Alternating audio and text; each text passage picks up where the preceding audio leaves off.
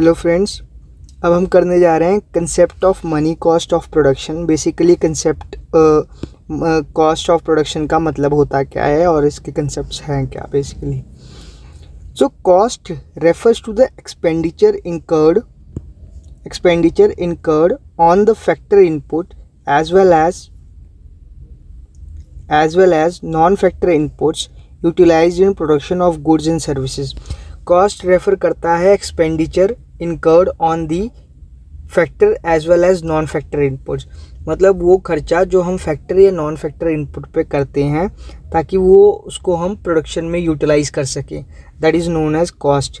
ठीक है, this is money cost of production, इसको हम बोलते हैं money cost of production. Factor inputs क्या होते हैं, जैसे कि लैंड, लेबर, कैपिटल, एंटरप्रेन्योर, ये 4 टाइप के फैक्टर इनपुट्स होते हैं जिनको मिला के प्रोडक्शन को इंक्रीज या फिर प्रोडक्शन होती है। नॉन फैक्टर इनपुट जैसे कि रॉ मटेरियल हो गया, इलेक्ट्रिसिटी हो गया, ठीक है, ट्रांसपोर्टेशन होगी, ये सब नॉन फैक्टर इनपुट्स हैं, इनका भी तो खर्चा आता है। C is function of Q, that is cost of production is the function of quantity of output.